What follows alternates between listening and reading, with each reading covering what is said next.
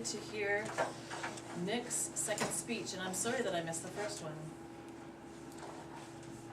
The objectives for Nick's speech this evening are to select an appropriate outline which allows listeners to easily follow and understand his speech, to make his message clear, with supporting material directly contributing to that message, to use appropriate transitions when moving from one idea to the other, and creating a strong opening and conclusion.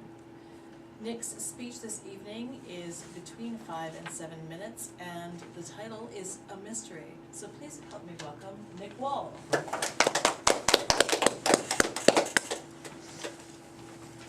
Thank you.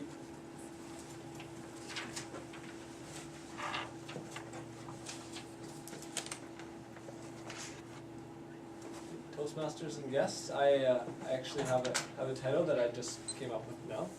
It's called Scratchy Success. The year was 1982. It was the Stanley Cup final between the New York Islanders and the Vancouver Canucks.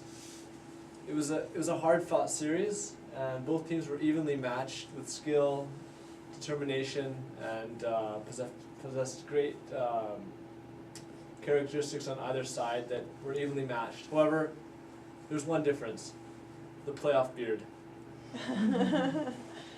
Well, some say the playoff beard is childish or or overbearing.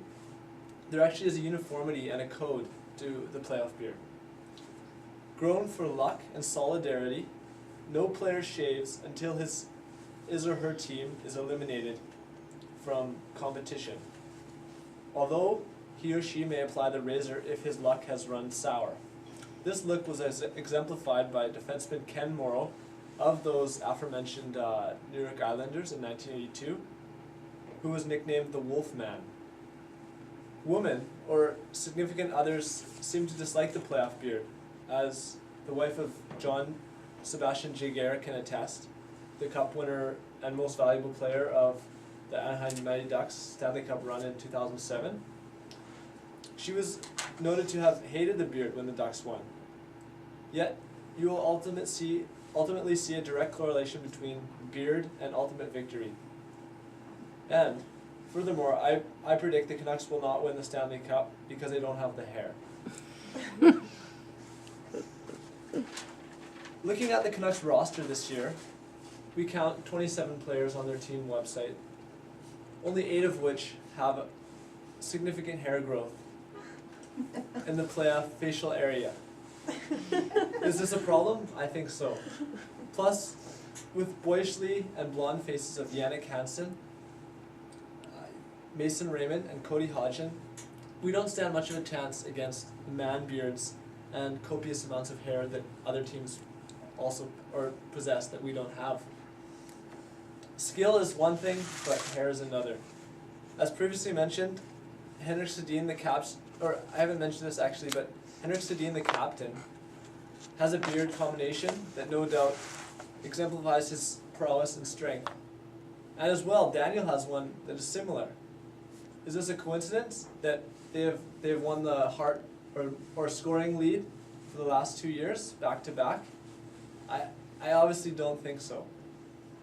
Currently there's a contest between Canucks, Steve Tambellini, Ryan Kessler, and Dan Hamhuis, who can grow the largest playoff beard.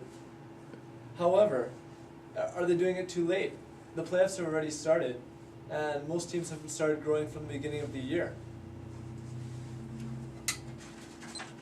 Also, I think the Islanders' tradition of starting the playoff beards has stretched further before that. Going back to biblical times, I'm quoting from the Bible, as long as Samson's hands felt the hair on his head, he felt strong. But when his hair was gone, the vow was broken and his strength departed.